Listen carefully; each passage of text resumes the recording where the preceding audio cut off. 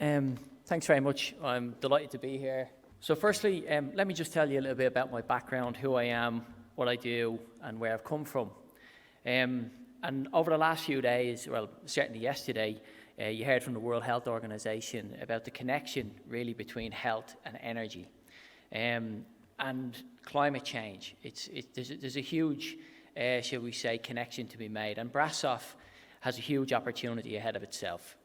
Anyway, my background, I was the former Chief Officer of the National Haemophilia Council in Ireland, which was a statutory agency set up to support the Minister for Health on all matters relating to haemophilia.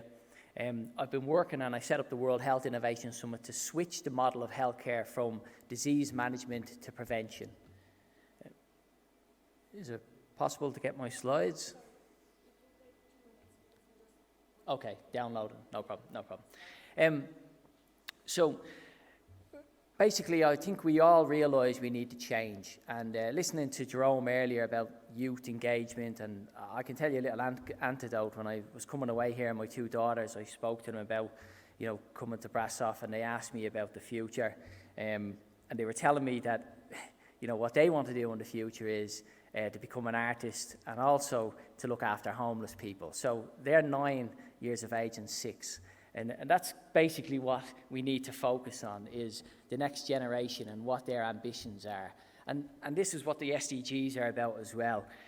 Having a blueprint, having a roadmap, having a way of making this huge transition that needs to happen, and also being able to have a sustainable healthcare system that is manageable and that gives us the healthcare that we need, quality of life, and ensures that we, deliver a sustainable future. This is my second visit to Brașov in the last few months. I came here to review some of the startups that we're kind of looking at in terms of, well, not startups, established ecosystem that's here that supports health and well-being. Santa Pharma, you're going to hear from Nandar later, and Claudio, Active Immunity. We've been working with Claudio for the last 3 or 4 years. We have products and services that are focused on prevention of disease, and we're looking at how do we actually replicate that model in SDG cities. That's the idea. We're going to prototype in Brașov, develop new models of care through the Global Social Prescribing Alliance. You'll hear from my colleague Bogdan how we've set up this platform with government agencies around the world who are now making this swift transition, and they're now looking at the opportunities to actually create value through health and well-being. That's part of the model that we developed with the World Health Innovation Summit. It's about how do you actually release value within the health system. We just heard from the European Investment Bank about the circular economy. And it's interesting, there is an opportunity with the health system. It's a huge system. It's about $12 trillion globally. But there is an opportunity to actually anchor a circular economy within that system. And that's one of the areas I can explain as soon as I get my presentation up. But let me just start. Why did we come to Brașov? As I said, it's all about leadership. Why did we come to Brașov? Why have we selected Brașov as the SDG 3 hub? Well, firstly, there's an ecosystem here that is developing. There's an ambition from the mayor to develop a new hospital. There's also an academics institution. And we also see an opportunity to develop the products and services with Claudio and Nandar. So that's part of the reason why we decided to pick, shall we say, Brașov. How are we financing this? Well, we've created an SDG 3 fund. There's 17 SDGs. You're probably familiar, in 2015, 193 heads of state signed up to the SDGs. So the political will is there. We have to, as citizens, we have to hold our politicians accountable. The goals are there, the targets are there. So now we have to get on with the job with actually implementing and executing. And that's part of my role with the UNGSII Foundation, is actually execute that through our hubs and working with cities around the world, scaling the solutions, not just here in Brașov, but then also, as I mean, in Kinshasa, in Noida, in Mendoza, all over the world. We have a very ambitious target. We're working with UN Habitat to reach 1,000 cities by 2030 minimum. And the whole idea as well is to leave no one behind. So we have to put systems in place through the SDGs that actually deliver for everyone.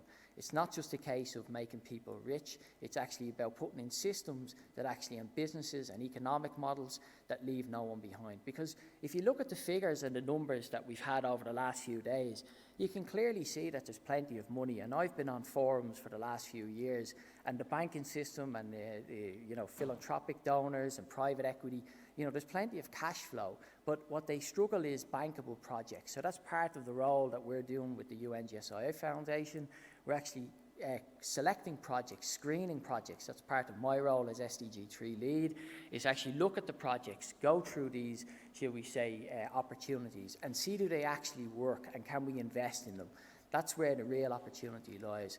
And just to give you the context from the healthcare provider's perspective, you're probably all familiar with COVID, as we're constantly told, and we had to have our lockdown, and we've had terrible trouble over the last few years.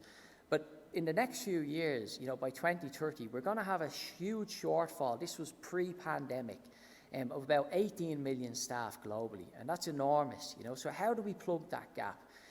We have exits at the moment. To give you an understanding of the problems we face, NHS England, for example, in the UK, has about 133,000 vacancies at the moment. We can't find doctors, we can't find nurses. We've huge problems. So we have to look at new ways of creating new and meaningful jobs. Keep in mind, as I said, the money is already within the system. It's how do we actually make that transition? What do we actually value? That's where we need to put our money. Over 90% of our health budgets are going into disease management. We need to switch that. We need to ensure that we have a standard and a quality of life.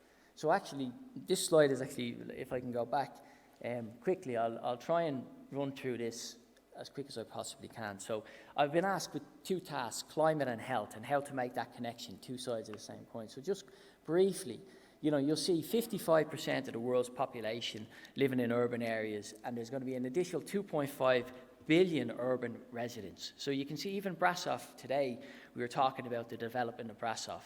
Cities are accelerating and they're growing rapidly, so they need sustainable change. You'll see my visit to Brașov has been, I was here a few months ago. I've been working with Claudia over the last few years, and the importance of partnerships for the goals, SDG 17, is so important, and also trust. We have to believe and trust in each other. This is a fundamental principle of how we get things done. This is one of the areas that we want to focus on. In terms of the SDGs, I briefly touched on it with the member states. I've already covered that, shall we say, and our role and our mission. Alan was with us at the World Urban Forum, and we launched the fund in terms of SDG 3, and we're here today to launch the SDG 3 hub. And I was in Bucharest. This is 2019. This is before the pandemic. I had the opportunity to speak in Bucharest, and we were forewarned that a pandemic was coming. We were well aware of this. The alarm bells were ringing for the last few years. We do need to take action, but that's part of the situation that we find ourselves in. Now, climate and health, two sides of the same coin, absolutely. So, air pollution, just look at the cost of air pollution from an economic perspective. $2.9 trillion, about 8 billion a day. That's what it costs us in terms of managing that from a health perspective. If we look at what we witness in Somalia and Pakistan at the moment with the water, with the flooding and the displacement, think about when climate change kicks in and we have 100 million people moving from Asia across to Europe. How do we manage that? That becomes a security issue. That's also a health issue. These are huge, huge problems that we have coming, and we need to wake up and focus on the science. This is one of the most important slides. On the left-hand side, you'll see what we currently do, which is disease management. On the right-hand side is the opportunity. That's the growth area, keeping people fit and well. Health is wealth. We've seen that over the last few years. We have 13 million people a year are dying from environmental factors. And health systems are the main line of defense. How do we actually support our health systems? How do we, as an individual, take that responsibility to look after myself, to understand how to navigate a health system? That's absolutely crucial. Most people, when they go to their doctor, they just, expect them to know everything. That's not true. You'll hear from a colleague of mine who'll tell you it's co-design. It's about understanding how to navigate a system. energy and health, just quickly to let you know, NHS England spends 1.3 billion a year on treating illness by cold homes, and as the energy prices surge, think of people who are at home on dialysis, who need their machines running for 24 hours, the huge cost that has to them. We need to be aware of this, and then also from a healthcare perspective, and this is where we can work with Nandor and with Claudio. The health system is a huge polluter, an enormous polluter. If healthcare's climate footprint, it's 4.4% of emissions. It's a huge player in terms, and we need to change that. We need to take responsibility. Now, in terms of what we're doing, our oceans and health, and should we say the climate situation, these are some of the stats. This is some of the data. You can see the rising sea temperatures. It causes all sorts of problems, the pollutions. And now to some of the solutions. This is the World Health Innovation Summit. This is what we prototyped in the UK, in which we scaled, and the business model and how it works, and how you can create a meaningful and sustainable model. You can see that picture on the left-hand side is before COVID, of course, where we were bringing people into the city of Nottingham and we're sharing information about health and well-being, and that's businesses around the side there that we're creating. It's a new ecosystem. We're also supporting children. We're actually engaging with children and educating at a very early stage. We have programs for mental health and well-being. We build resilience at an early age. And you can bring this back to preconception. This is where, pregnancy, supporting families, has a huge impact on our health and well-being systems. And what we're doing with our partners around the world. So recently, myself and Roland were in Abu Dhabi. We were working with our partners there on marine and sustainability, and with the minister at the DRC and in the UAE. And we're actually taking the steps that need to happen. We're actually making change possible.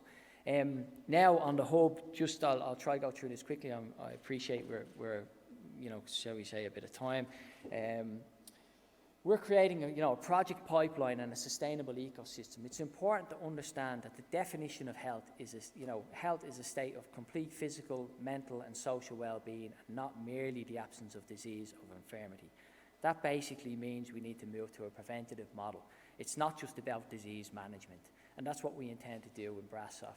So firstly, let me just talk about the Global Social Prescribing Alliance, and this is a platform that we created together with the UN GSII Foundation, with the WHO, and the National Academy of Social Prescribing in England, launched by the Secretary of State in the UK last year.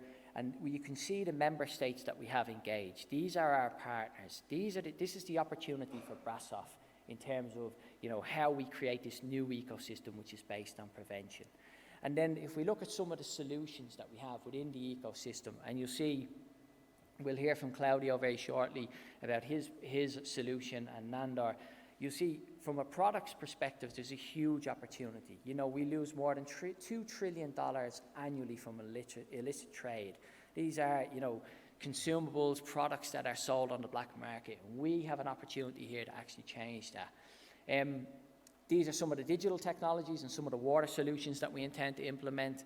And that's a bit of an overview, shall I say, of what we intend to do. And I now want to kind of talk about how then we scale that into the 25+5 cities, and then across into the global initiative with UN Habitat and the team behind it, myself, Roland, Anis, and Susanna.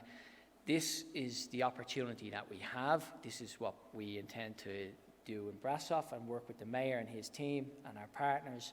And we encourage you to support us, to work with us, and join us on this journey. I'll invite Bogdan now to give you an overview of the Global Social Prescribing Alliance and how that can support Brașov and our ambitions for the future. So thank you very much, and I'm here for questions afterwards. So thank you.